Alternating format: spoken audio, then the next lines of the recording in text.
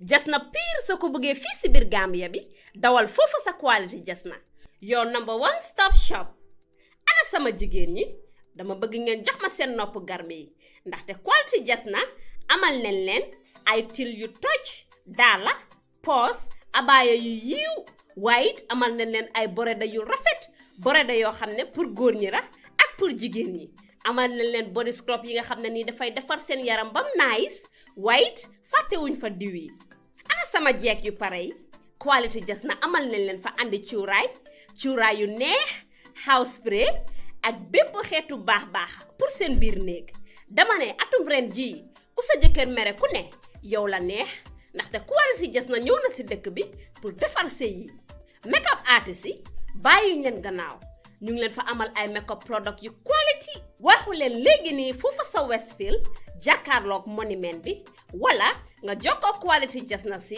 250 01 24 ak quality jasna taaral sa bopp taaral sa néeg waaye it bégal sa alaaji aas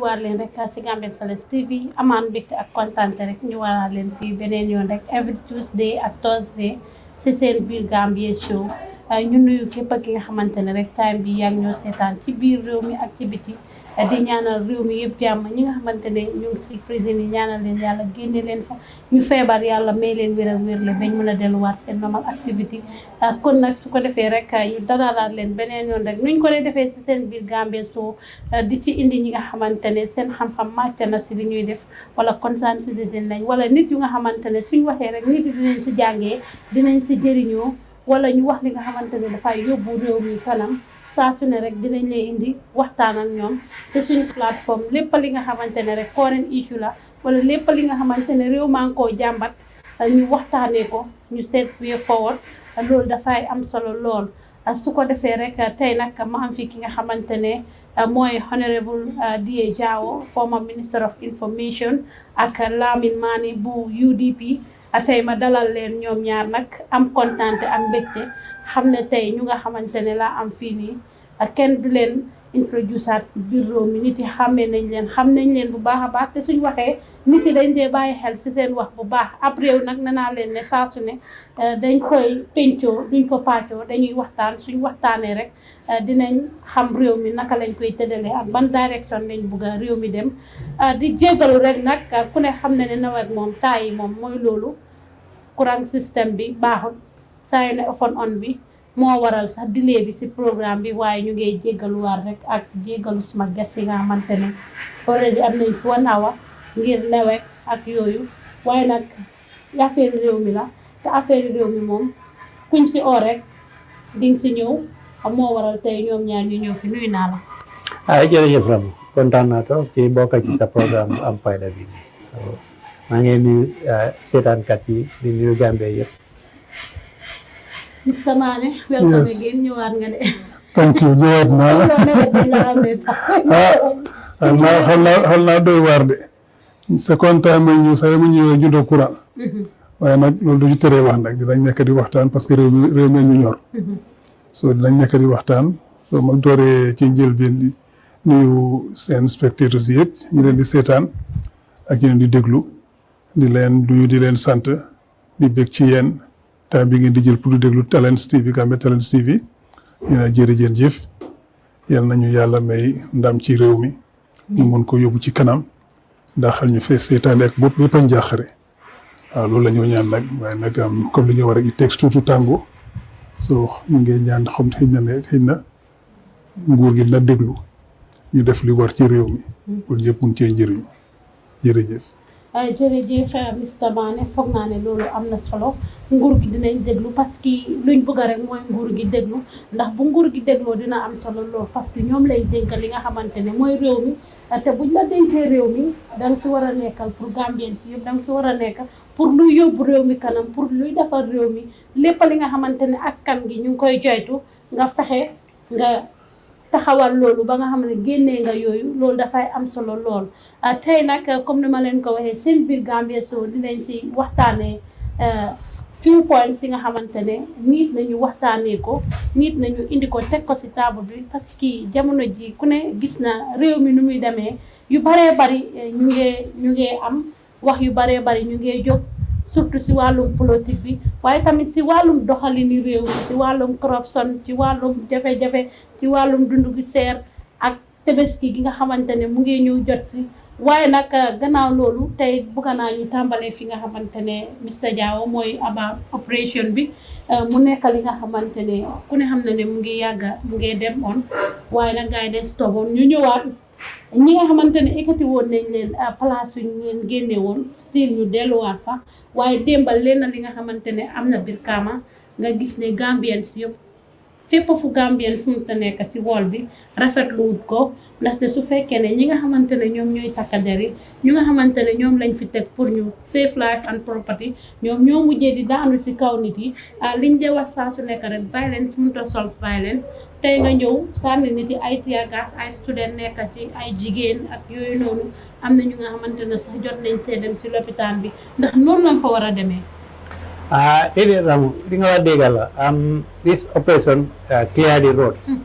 Man suma boobu definitely feel naa ne it was necessary at one point because xam nga rek léegi jaaykat yi o ñeneen ñi dañ dee occupy public space bi necessary na pour ñu jéem ko do in such a way at least dinañ xaw a yaatal yoon yi tuuti daal loolu baax na si waaye léegi daal niñ ko dee defaree of course seetaanuma li xew Brikama so bu ma ci mën a wax trop waaye xam naa ne daal I mean it's always important pour am na an element of civility daal li ñoo def su nekkoon ne police yi dañoo ñëw di daanu si kaw nit ñi di leen sànni tiya gaasa foo naa ne ko ma ne affaire bi eggoon na foofu et pare leen ay laa seetlu soo seetloo I mean at one time bi dooree affaire bi to a large extent succeed doon nañ clear nañ place bu bëri waaye nag bi julli gi foo naa korité bi mu jege seen noonu nguur gi dañ alaawatoon gars yi delluwaat foo naa ne boobu mistake lañ defoon foofu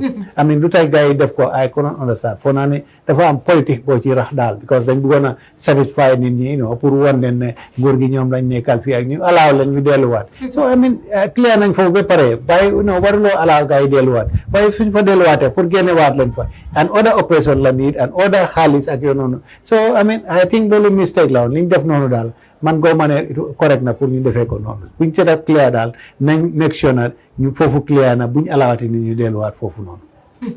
Mr Manneh foog naa ne lii yow gis nga lu happen li xew foofu noonu ca Brikama ba kenn si kansulo si sax jotoon nañ ko arrest yóbbu ko fi nga xamante ne mooy anti-crime tey sa suba lañ ko grand bail parce que démba bi gars yi waxtaanee ki nga xamante ne mooy Yankuba Dabo bi mu jógee si Banjul ni police station mu dem fi nga xamante ne mooy anti-crime ñu wan ko ne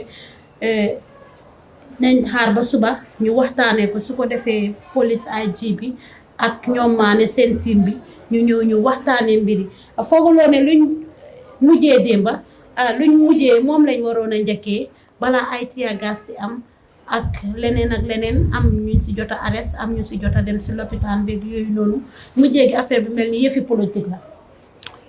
du mel ni affaire politique la sa affaire politique la parce que lii loo xam ne lu baax la nga boo koo def waaye dinañ ko yàq government bi dañ incompetent government bi dañ corrupt moo yàq lépp clé yoon yi ñëpp soxla nañ ko parce que soxla nañ yoon yi mënuñu mën a jaar fi ñoo jaar mën a dem nit ñi mën a dawal seen moto yi te duñ gaañ kenn du leen kenn du ci gaañu kenn soxla nañ lu mel noonu li yoonu si trafic bi bëri na ñu fa dee bëgg a ñëw def faj seen soxla dem seen def dee métti soo jëlaat yoon bi clé ko tuuti baax na waaye li doon génn balaa ngaa ñu clé yoon yi parce que ñu fa dee toog itam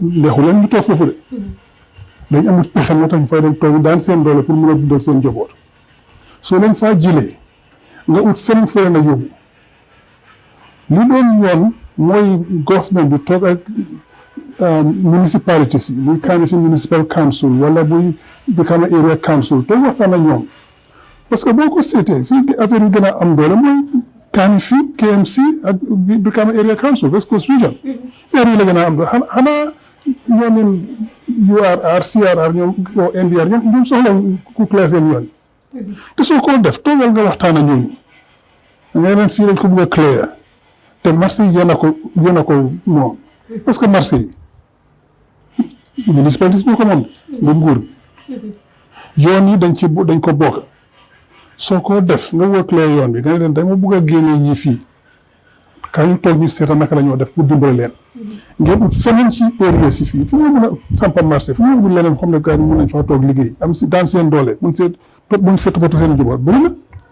toog ay waxtaan ak gars yi soo ñëwee tey nga ne taalib seen ba fee nag KMC fii fu ñu mën a bil benn marché ou ñaari marché ñi toog ci mbir ñu doon foofu pour di fa daan seen doole o nga ko yonku ba daabu dañ la ko utal nga liggéeyee gars yi amal leen place boo xam ne fa la ñoo dem daan seen doole ñoom itam ñoo dundal seen njaboot waaye nga ñëw rek parce que da nga am doole rek ñu jaay leen doole ñoom dal seen kaw wala leen waxi xamadi parce que yéen a wax yi ñu doon wax waxi xamadi la soo déglu baane yi ñu doon wax gars yi kenn du ko wax mag yéen ay ñàkk a teggin la te ñàkk a teggin wartu am ci mag soo nga njëg nga wax la nit ñi ak jàmm ak dal ñu fay toog Gambien lañ comme moom ak ñun dañoo fay taxe fi ñoo toog di fa liggéey dañ fa ñëw pour mën a daan seen doole dundal seen njaboot soo ñëwee nga daaxaleen parce que da nga am doole nga daaxaleen fan la ñoo dem naka la ñu jëlee seen njaboot soo yaa ngi créer beneen problème yaa ngi jéem a solve yenn problème yi yoon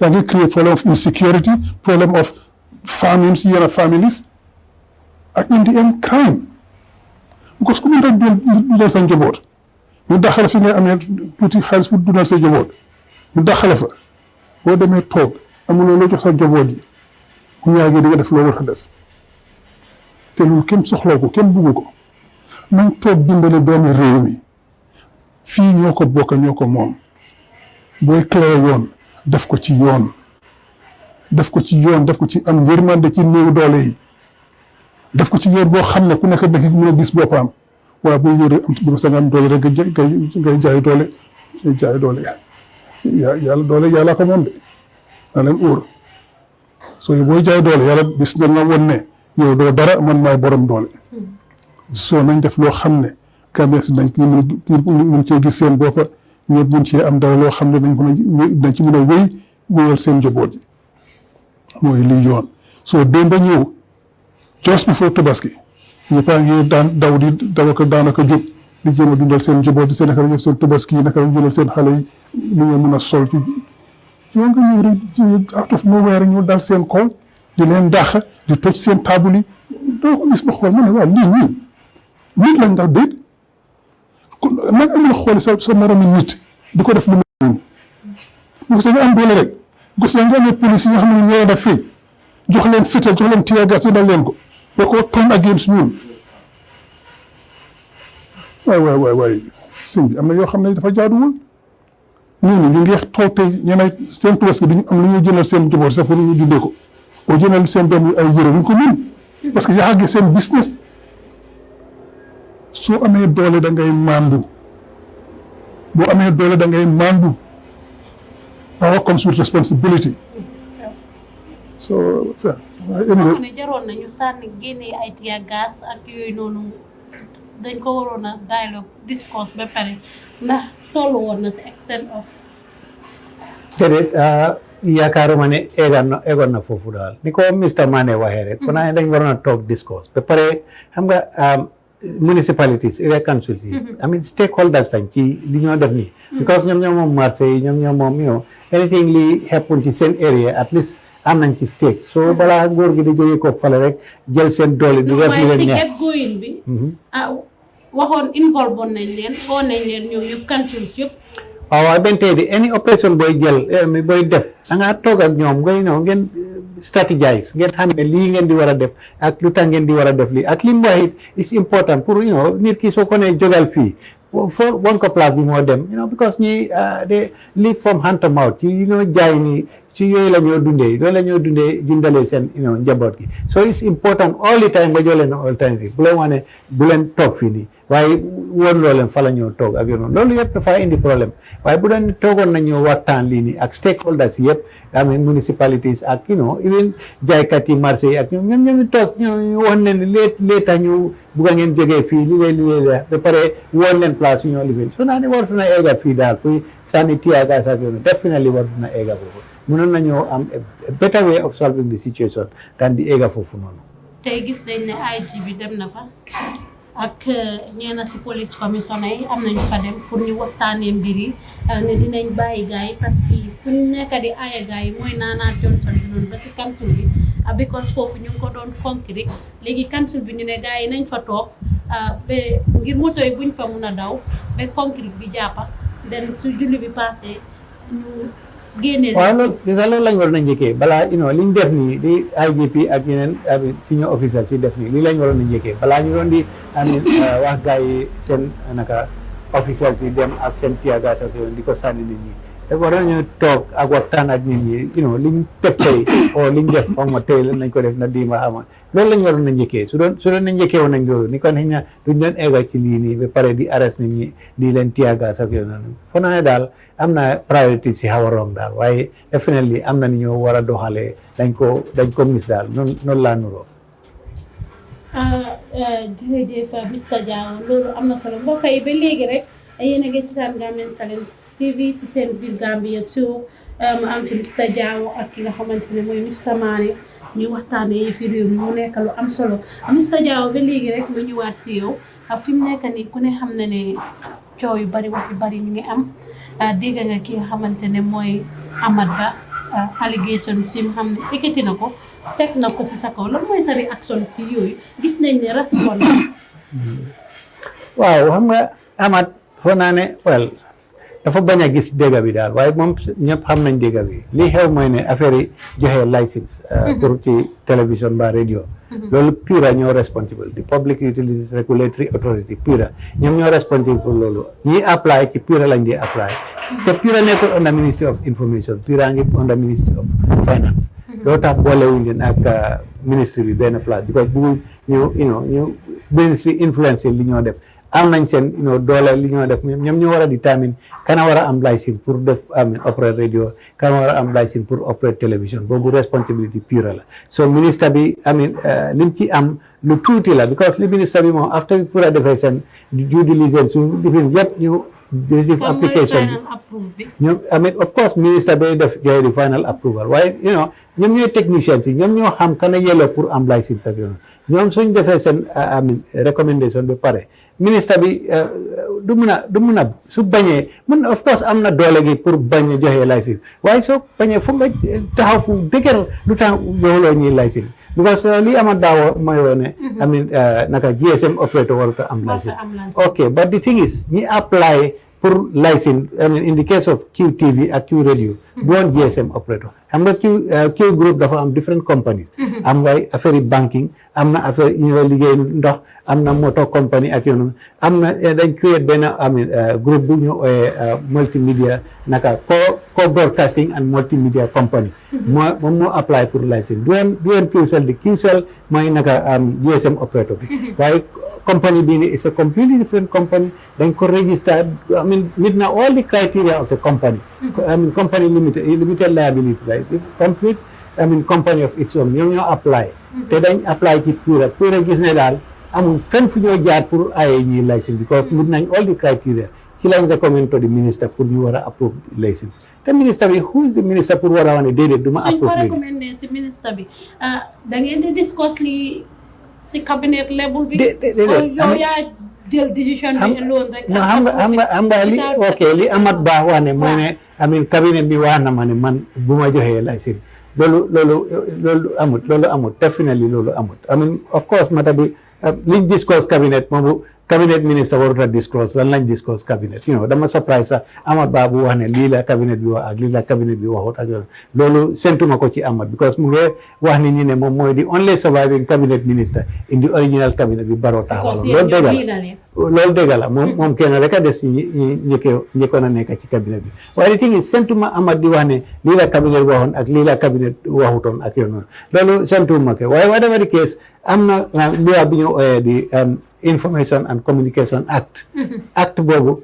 jox na ministre bi doole pour su pure recommendé ne ñii war nañoo am license pour opérer radio mbaa télévision jox na ministre bi doole jarut sax mu dem ci cabinet jarut mu dem fenn am na right pour su pure dafay recommendation rek ministre bi mun na ko approve loi boobu jox na ministre bi doole. waaye Biden ndax ñoom kenn waxoon na leen ne bul approve lii. kenn musuma wax loolu. wala am nga any regrets of giving them the license? No, absolutely not man as far as I'm concerned def naa li loi bi wax loolu laa defoon te amul kenn ku ma musa wax ne bul jox ñi license because the thing is man naa dee def final approval waaye li ma ni recommendation baa ngi jógee ko ci pure ñoom ñañ sas pour ñu affaire yi ñu seet kana yelloo pour am façon license yooyu ñoom suñ defee sa recommendation bi ministre bi moom li moom mun a def rek mooy mu approuve ko bu dee ne bañ na ko approuve nag foog mu joxe good reason lu tax warta approuve loolu te man ama benn reason as far as I'm concerned pure ñoom ñooy technicien si ñoom ñoo xam ña na yelloo pour am license te def nañ seen due diligence recommend nañ ne man ñii war nañoo am license because li ma rek compagnie bi doo nekkoon ne GSM compagnie bi apply de GSM compagnie baa ngi tudda QCell ñii ñu ngi tudda co-broadcasting and communication communication company whatever ñoo apply te as far as Pura is concerned meet nañ all the criteria pour am license in fact even bu doon ne QCell ñoo apply sax daf doon difficult trop pour Pura war leen di aaye because am na GSM company already amoon na télévision naka radio license ñu doon opéré radio. But yow Biden as the Minister of Information fooguloo ne loolu tamit dina doon disturb media houses yi because ñoom seen advice yëpp si media houses yi lañ ko def. ñoom suñ amee loolu ñoom duñ ñëwati si media houses yi parce que kon duñ joxati gay advice. na gisa loolu foog naa ne Amat daf doon jéem a éviter xam nga soo ko seetloo sax ni nga ko waxee dafa njëkk a promise media bi dinaa leen jox piece of land daf doon di jibin daf doon set up scene bi rek ci la leen wane dinaa leen jox piece of land ba pare naa leen creatal fleet si Gambia ak yoonu so loolu yëpp daf ko def pour mu yari mu am seen lifin ba pare sooga ma cee tudda because dafa bëggoon a exactly dafa bëggoon a lifin media bi pour ñu lifin daal suma booba ak ñoom lifin ko noonu loolu la intention am waaye definitely li mu wax noonu meegul benn sens man ba pare li ma lay wax du doon GSM company bi laa jox license man approval license pour benn GSM company benn company biñ créé bi xam ne ci mu ngi ci loi bi pour ne gis nañ ne ñi yelloo nañu am loolu ci lañ recommend so man dooma accuse ne man jox naa joxuma benn GSM company license waaye li ma laa wax nii bi doon ne GSM company bi apply na doon naxari pour ILL license because am na already benn GSM company bu nekk in town ñu ngi leen jox license pour opérer radio xam nga su leen jox nga ko ñii doo ko mun a aaye ji waaye whatever the case bu am GSM company bi apply beneen company apply pour license ba pare man company boobu la approval license du woon GSM company so li mu doon wax noonu definitely meegul benn sens gars yi bari ñu ngi wax ne lu tax di naaw muy génna anytime muy criticize government bi xanaa bu mu nekkee si système bi lu tax du daan wax so many things ñu ngi happen ñu nga xamante ne waxut si woon léegi nekkaatul fa mu nekka di wax ba pare fii si Gambia bi is very rare pour nga gis ministre bu resign wala directeur bu resign gis na things si nekk di dem right mu ne xaaral ma resign lu tax léegi nga nekka di criticize government bi xanaa Biden ñi nekka di xew nii corruption yeeg yooyu noonu xanaa amutoon fa waaw ok boo ko seetloo man balaa ma doon dugal government si time Jawara dama doon criticize in fact mu joon nañ ma arrest sax detain ma time Yaya Jammeh dama doon criticize arrest nañ ma detain ma time Adama Barrow mu boole ma ci cabinet am doo mën a nekk ay cabinet ministre ba pare criticize government bi nga nekk mun naa am na li ñoo discourse cabinet or wherever xëy na du la kontaan doo ci kontaan daal doo ci support ak yoon waaye the thing is ni nga def as loolu tax ñu ne government collective responsibility even bu dee ne d'accord ñëw ci ñoo cabinet unless ni nga def mooy ne ayda su ne fil nga ne buloo ci ànda da ngaa resign waaye pour loolu kay doo mun a wax ne because génn discours na lii neexut ma damaa génn ci mbedda mi dina wax ne li ñu wax ne def loolu àndut loolu du government collective responsibility anything li ngeen agree moom whatever whether sa position bi it doesn't matter as an individual soo génnee da ngaa ànda ak loolay government collective responsibility so I mean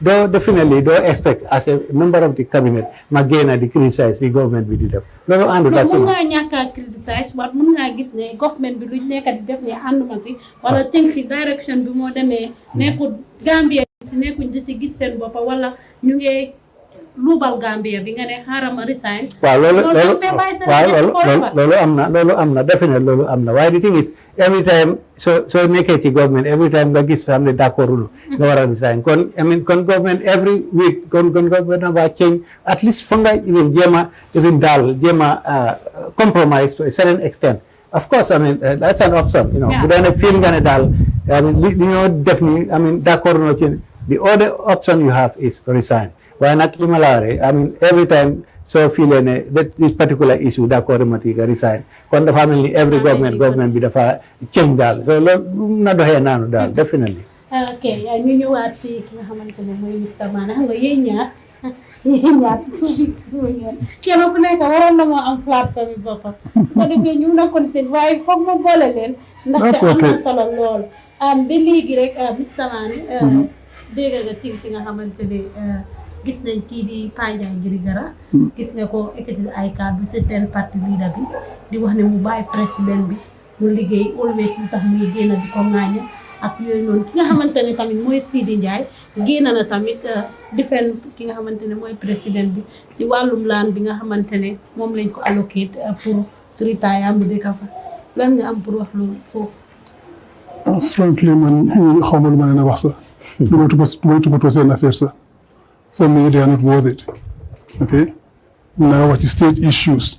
Now, loo xam ne am na solo. waaye duma wàcc suma bopp di discuss ñooñu pour lan.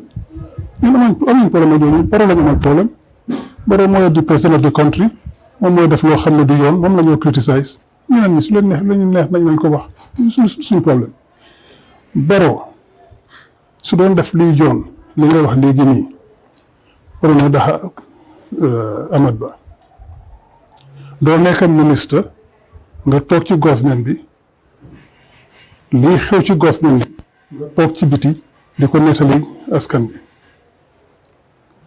fu nekk dafa am sutura parce que lu ci mënta ànd da ngay resign dem ci biti à that point comme monsieur Jawo nekkul government léegi mun naa criticize government bi waaye criticize ko liy xew léegi waaye doo toog ci government bi di ñëw di génne li government discourse di ci bëgg a tuumal keneen it's too rich. am na fi nekkoon tourism development area bi gaa jaay yëpp under his watch ma fi jëlee jël doomam bi mu ko tourism development board ñu criticize ko his own board ñoo ko ñoo jóg dem parliament dem pétition ko man dugaat bu nga bu ñëw suñu ñëw parliament pour tourner big show di saaga fële di waaye bu ñu xotal Amat Bah is really the last guy that should be in this government. Well, for me, it says a lot. So they can even government be yet. He is the only one who Barrow maintain. It speaks volumes about Barrow's character. Because this guy, so considered more deaf, he's the last guy you want to see as a minister. He has nothing ministerial about him. So if you like, what is he doing? He is trying to Barrow mu ne Amat Bah mooy bokkul façon. Yeah, that's it's so childish. Wala kum ragal attack moom moo de laal go straight to the point mu attack kooku noonu. Yeah. He is the watchdog. So mu bàyyi ko dama yuuxu fii dama boo fële dama saaga fële. Amat Bah moo fi génnoon taxaw fii di ooye Mandinka yi cockroaches. Then all sorts of names. He should have been fired that day. That's what led to Rwanda losing 850,000 of its citizens. Because people are calling other people cockroaches. He was calling Mandinkas all sorts of names. No more Fabakari, then go by force. When you're supposed to bring the country together, nga taxaw Barrow toog Ahmad Ba do that nonsense, and we really touch you. He says a lot about Barrow. No, I don't blame Ahmad Ba so much. I blame Barrow, the made head of state. So when Ahmad Ba comes out and attacks D.A Jawo for these sort of things, what does he tell me? He tells me this guy has no character. He has no decency in him. So if you can give the press me, yeah, my friend, you know, if you want something, you come with me. You know, Minister of Lands. Yeah, Minister of Lands, so what? So what?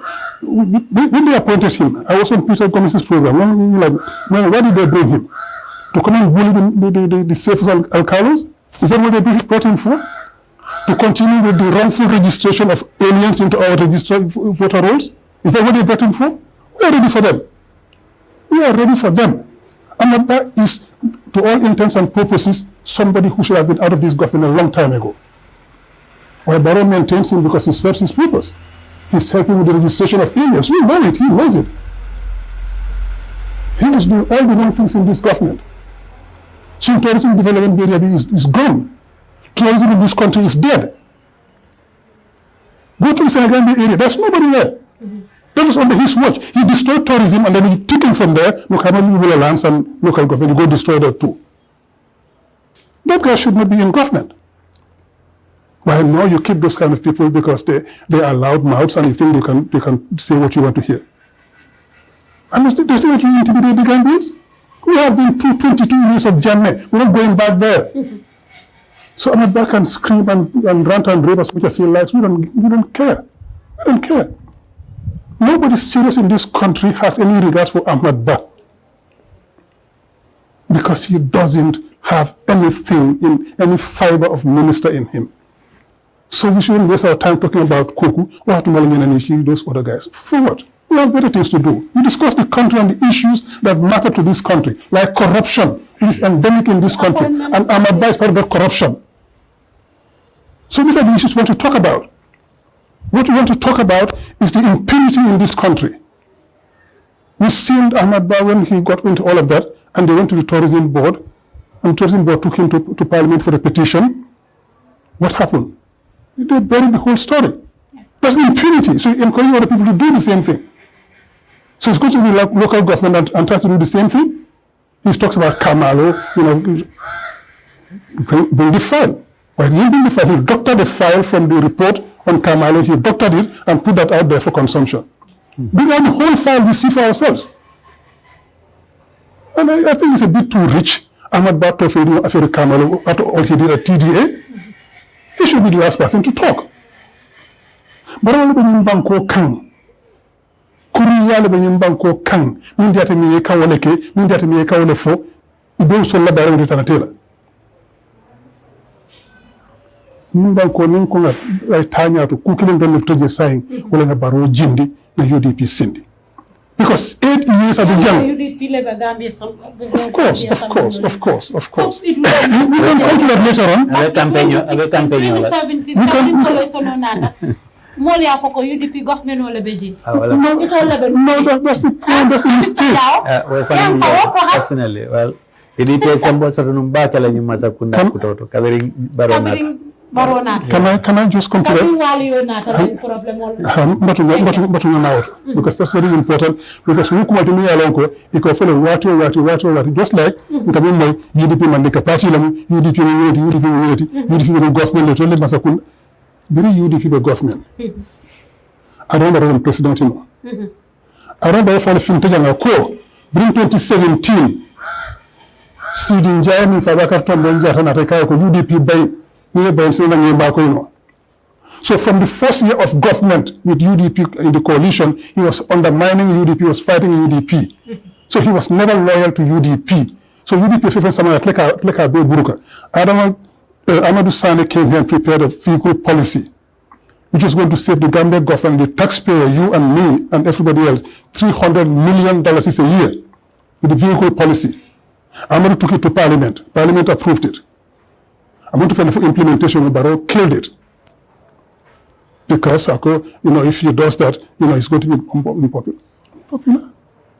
We are wasting so much money every year. All of these ministers and the permanent secretaries and the heads of agencies and what have you, you give them V6, V8 cars. Do they need to go to the office? You want a vehicle? Go buy your own. You need a medium-sized car to take you to the office. So you give them V8, V6 cars to go spend tens of thousands of dollars on fuel for every minister and his wife probably and his children. And you spend all of money. Amadou Sani said, this is insanity.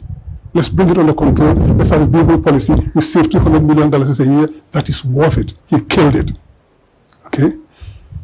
When we went to try to get power into this country from NAWEC, because NAWEC was faltering and we were having all sorts of issues, Amadou Sani worked with government and rolled NAWEC's debts and all of that.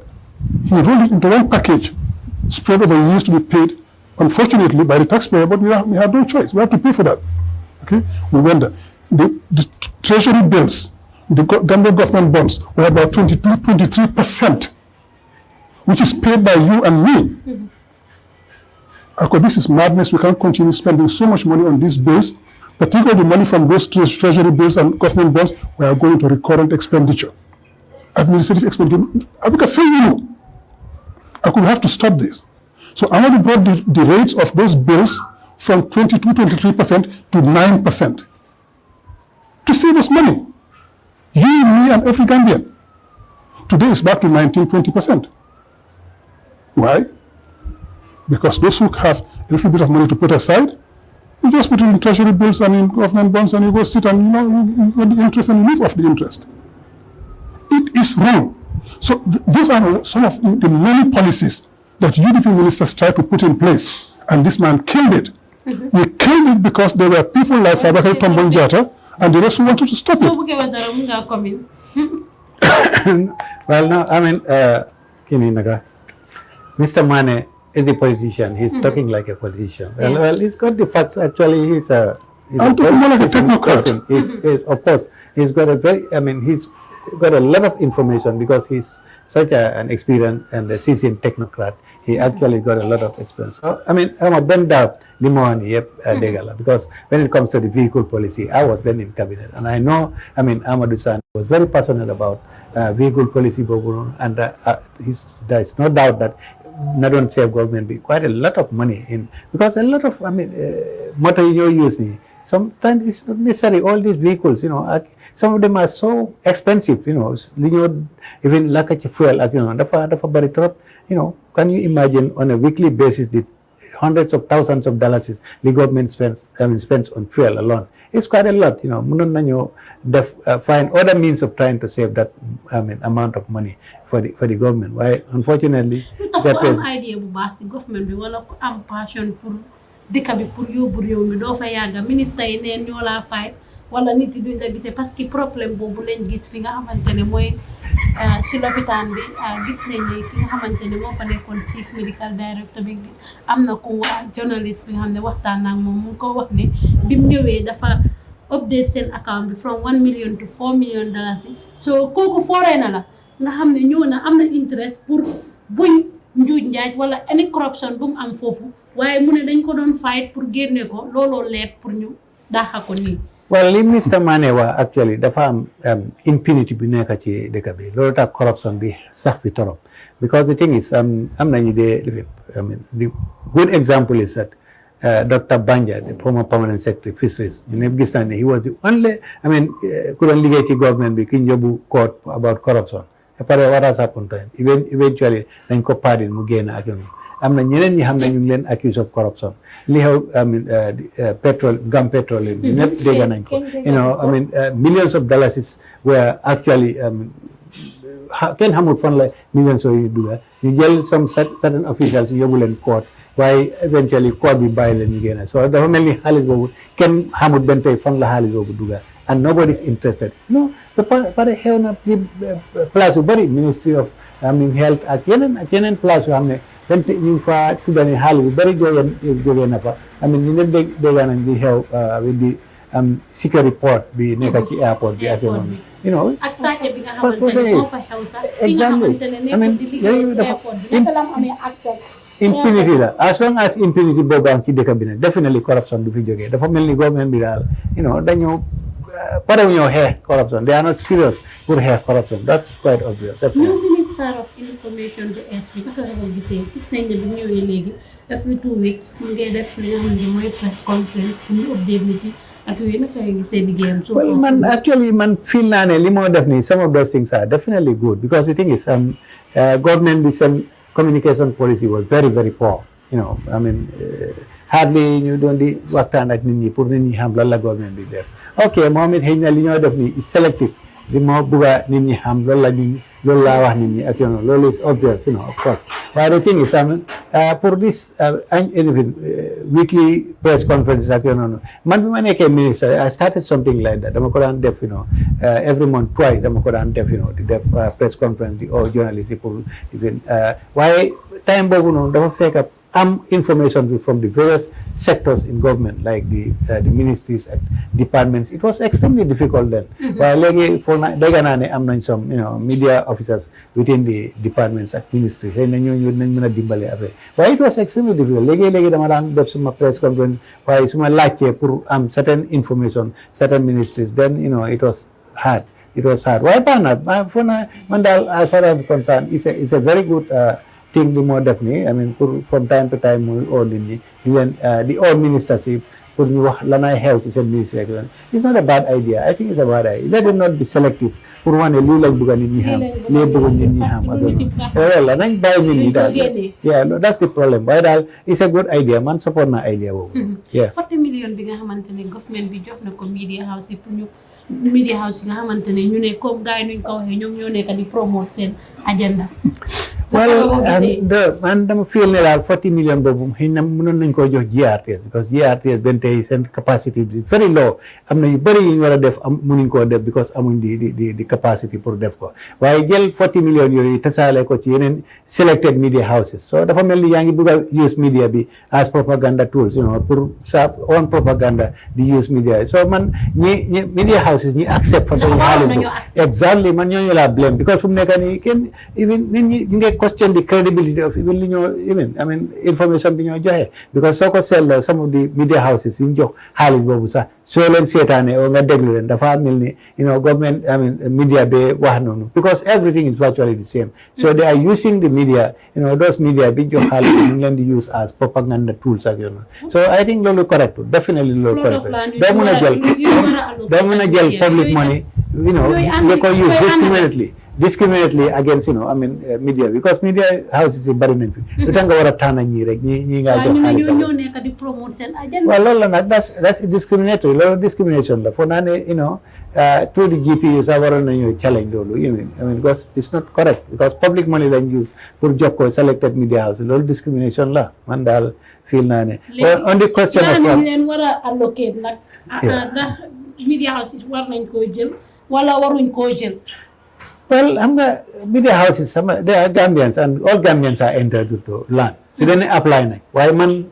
One thing is even since even president of the GPU, you don't apply for plot of land GPU for absent office. When time go as far as I'm concerned. For now, you like what I do. You have the yellow mango. Why put Tana exactly. Well, yeah, yellow mango. The thing is, you're Gambian. For now, Gambians yet right to a plot of land. For now, no problem when you are about President Barrow. You like on City Gyron, President Barrow as a Gambian, I'm not right to why Mandi ma feel na war nañ koy joy land bu xam ne government property la doon because government am na reserve land xëy na mën nañ koy jox land foofu noonu can I comment there you see President Barrow ñu ma fi taxawoon in 2021 and told us that after 5 years in government as head of the state he had $250 million in his account. In his account,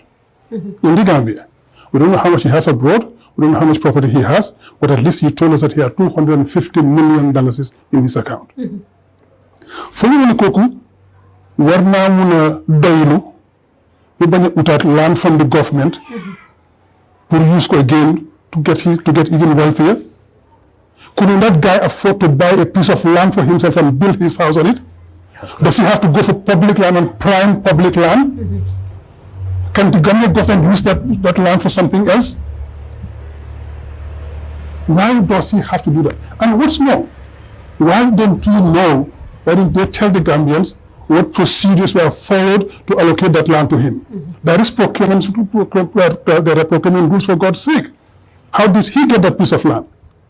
Who allocated that piece of land to him? These things will be investigated in due course. So is the principle we are talking about here, it's not whether a Gambian is entitled, yes, every Gambian is entitled to a piece of land, but not people like him. I never got a piece of land in this country. You know why? In the 90s, I came here. I was working abroad. I came and applied for a piece of land. The then director of Social Security and Housing was my friend, a classmate. He told me, look, in all conscience, after I reviewed your application, we saw what you have there. I can't give you a piece of land and deny the poor Gambian here who is more entitled to it than you. And I said to him, you're right. You're right. I never applied again. So if I can do that, why can't Barrow do that? Why can't Barrow go buy his own piece of land and build his house on it? Why does he have to be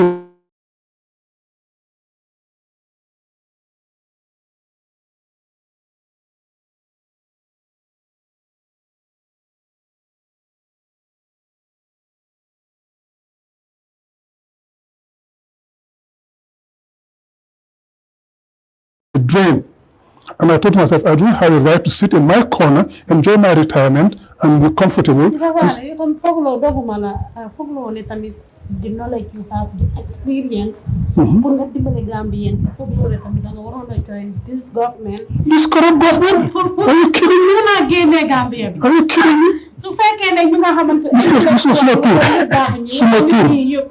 Then there's opposition party. Come with the government. Because if I make Mr. Jawo, Amadou Sane, you have the new who tahawal de Chile, you have the new pour sama sen kadu, you dakhalen. Barou no mo jofi mo dafa dakhal parce que ñu dañ ko ne dakhalen mo dimbalen ci lan ci sacca. Be pare mu ne kum da ko be bayla yeta. Ita sarada lo. Atulen alat. Fay be sadada. Atulen alat. Wa ya ngeen sante yalla. Est-ce que vous rahmatullah. Man sa dama definitely content na. Bente ma ngi ñaanal Barrow tam mo gene ma ci nguuram because I mean ñaanatuma save your credibility and your no definitely because xam naa li ma daj ci nguur gi mo fa nekk muy gëna di wax wala lu government bi def rek mu criticize sëñ fan yela yak bëgguma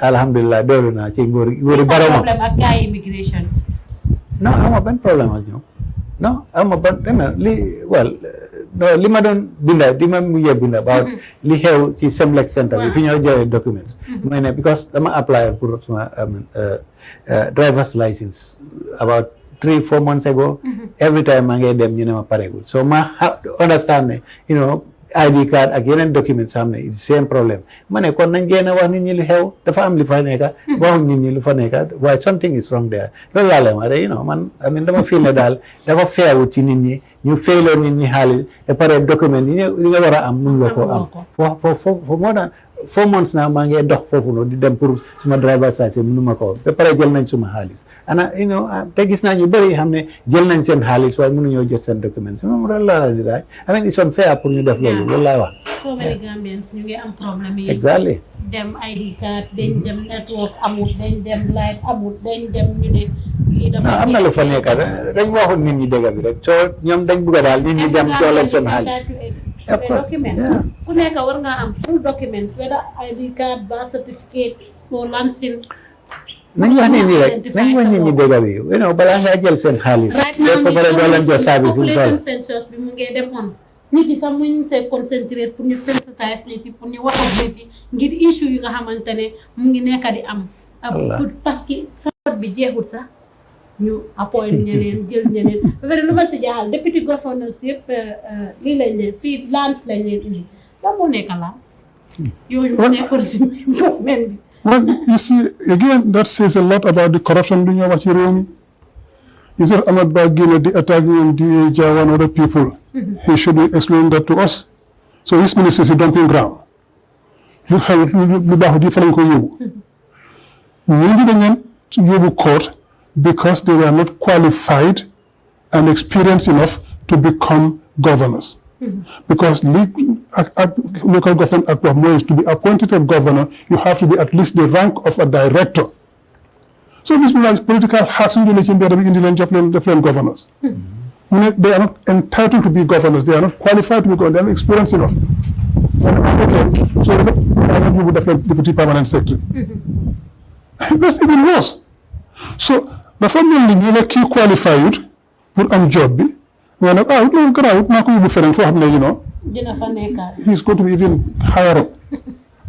Because director is below deputy permanent secretary.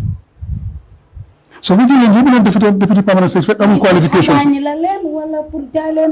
No, because we cut them with their pants down, then you Japanese searcher. So you Harald soon the failure,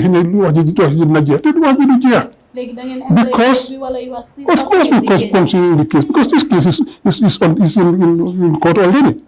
So it's not because you're being transfer, because this admission of guilt link when link the foundation where they could jagar jim ko randal nubako link no nubo you allow them you not sunya rolla you ko ko nkela ikumata sign the link wrong wala mbatu na tanya na sabana na kuma budon wal kana karamtan be keri par ñu na kalam tala fakadam so ye ñin keten ama bañ tan ñu le discourse la ama bañ tan ñu discourse la ila 40 million ya taya di ni de houses yo do bali kat ñu kam ni de house ma koy ntam problème so toro bar ni ba kala mo be kanyandi ya advertise laftale mo be ko ke and ma ko na agenda ka different propaganda la amun ko fan propaganda ka normally amani makira na masakunda la kodola iyenta kala MPP la kodola la because the government propaganda is one-sided and the taxpayers money comes from all of us mbele ka wajo mbele dang moti ni tale propaganda kewola ni tay banko do ko yes but you talk about particular because this is new particular you make government but the Minister of Information said that government have the right to choose whosoever. No, that's what's wrong. It's false. It's not true. The government doesn't have the right. The government has to masakunda na luwa landi. Inta wana luwa lela.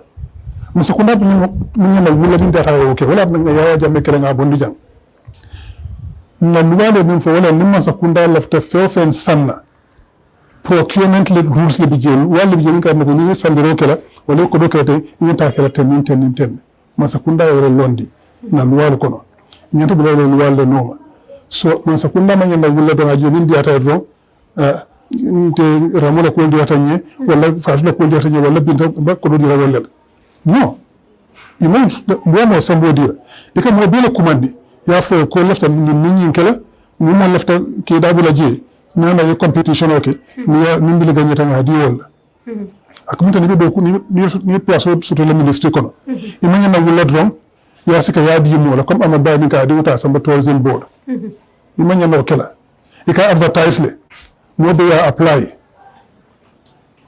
ita normal procedure ni amaba di application for tourism board fa ata manya na sile tourism board da fon ko yanta fole ko ni mun di wal so ko no bi ko bi ka ke bansa kunda kono conflict of interest level so masakunda to wala de bindata ay okay luwal bi janta mala wala so luwal min noma abenci ko bindata do wala kela if you can do bindata you okay because ni okay that's autocracy, that's dictatorship andu wala be yim banko kan mas no walto mu dol na jang ko take so ga ko wala kan wala tan ka foko masakunda like every Gambian yita bi wala noma Kalau saya dah kafir luano kadin benga luano mbele da hal banim benga luwa bula is going to be a jungle omo nafa and the saying mbele be luwa normala wala mota normal kenu ko nga jël some youths botana UDP tata MPP sabali ba fo kanko al nyanta aji baylale parce que aman karang aman Long alle came over and so Codis are not happy in UDP. I don't want to discuss those kind of issues. I don't want to discuss those issues. It's going to give it importance my uncle doesn't deserve. Haji do na UDP, we all know. Haji ka boni sound na UDP every week. Ntolagamo MPP yalo. There are whole villages leaving NPP and coming to UDP. Because of Haji. Haji and a few others, but essentially Haji. Haji Kawuni Janne, he goes there, he spends weeks out there campaigning, door to door, house to house. Haji is a very effective, very smart young guy, one of the best in the country. So Haji is an asset to us. Haji Bondije, because everyone will come in Samanani. Okay. Hussein is an asset to this country, and the other is going to win. So, when you abondi offensive win, offensive see, what are abondi? Mr. Jawo, do you agree that UDP government to new didn't gain Gambia, between neck, and so don't read government be Nyata read this foreign government? In the case of UDP, maybe I don't know the capacity of UDP.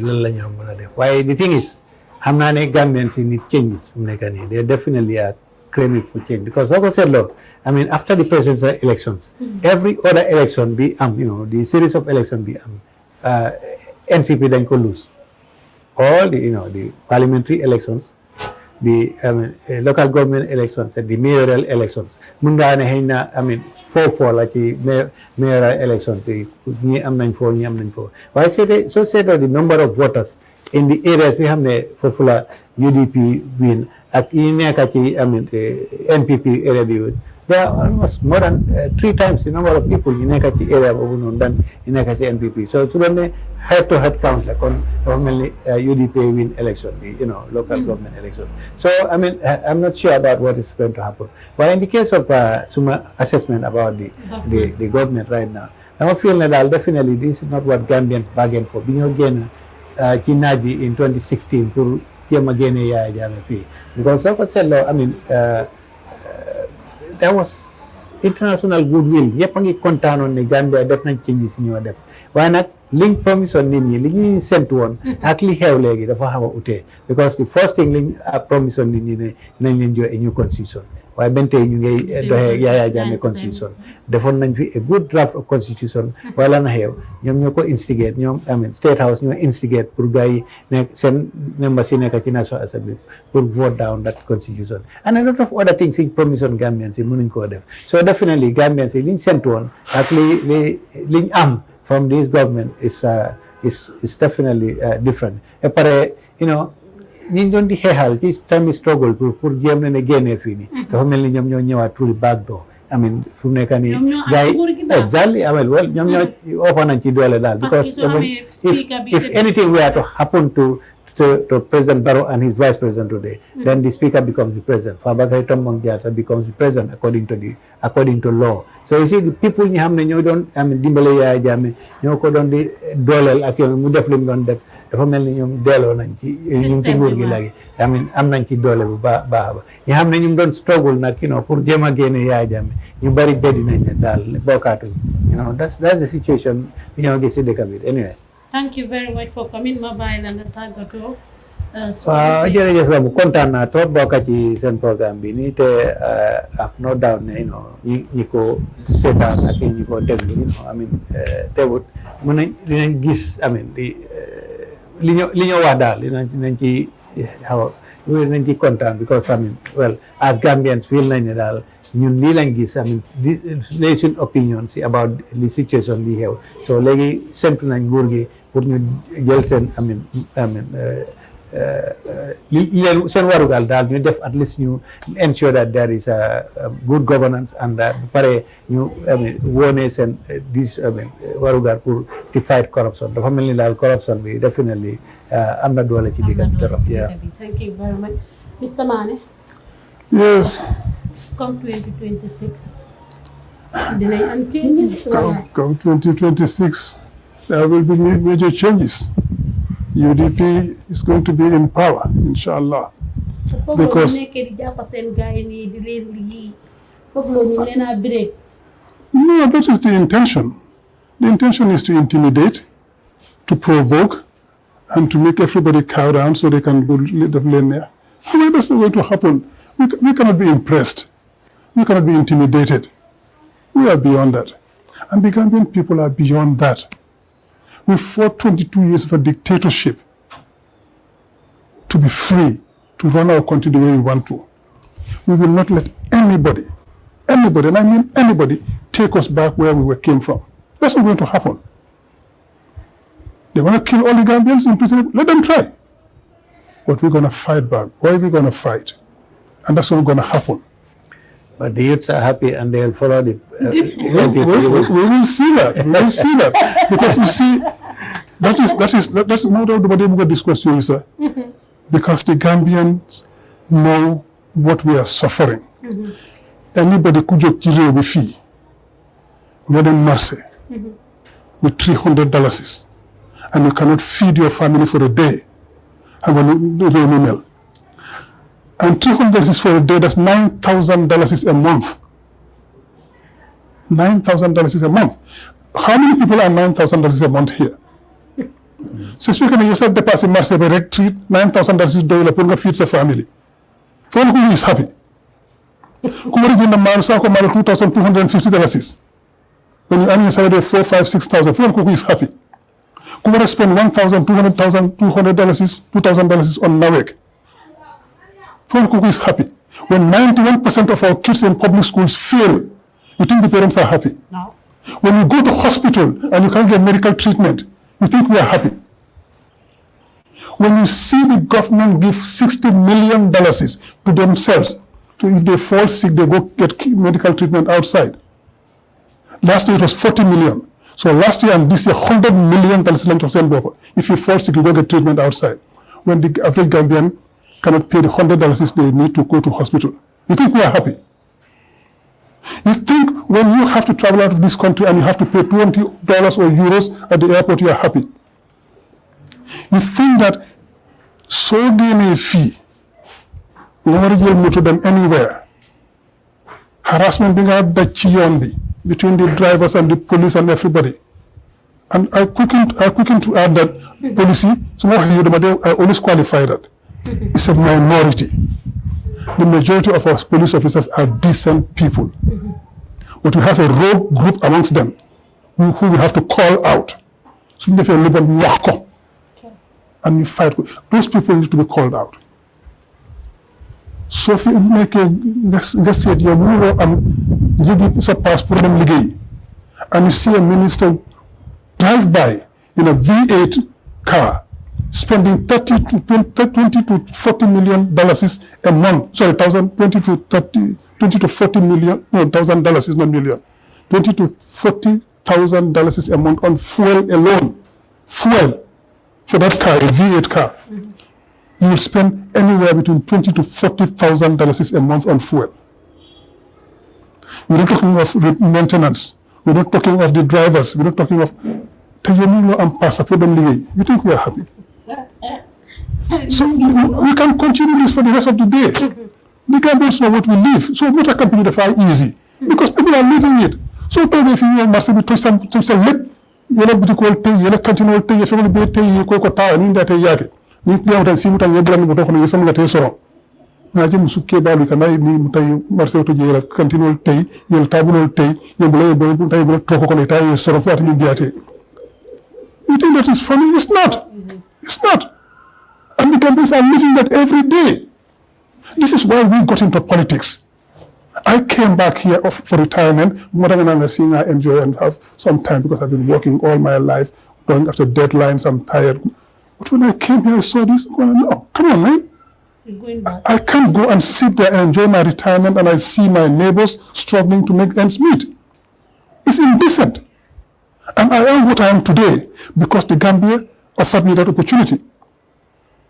I went to school here, primary school, secondary school, built by the Gambia government and the Gambian taxpayers' money.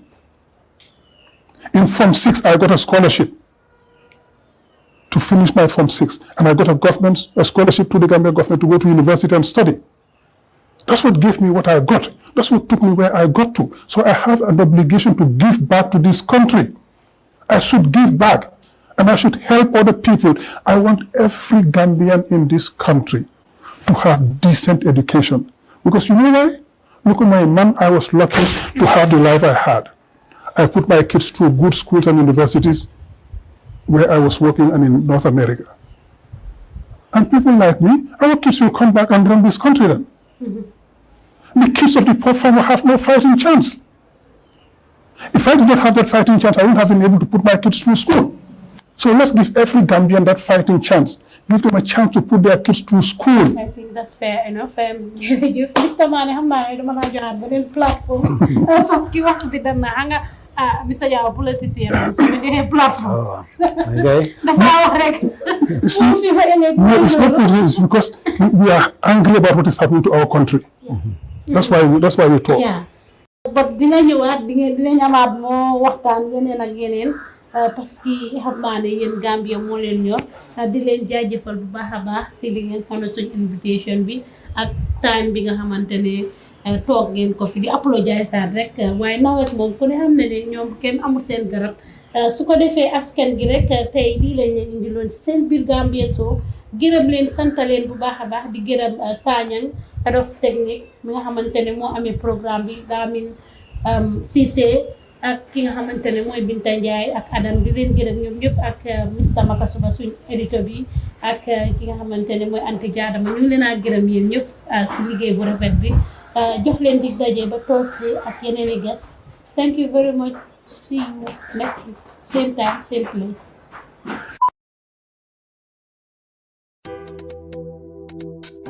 ku yoddu sa xët te quality jas na ñoo yor seen cumbukaay tur day uyu borom jas na pire soo ko bëggee fii si biir Gambia bi dawal foofu sa quality jas na your number one stop shop.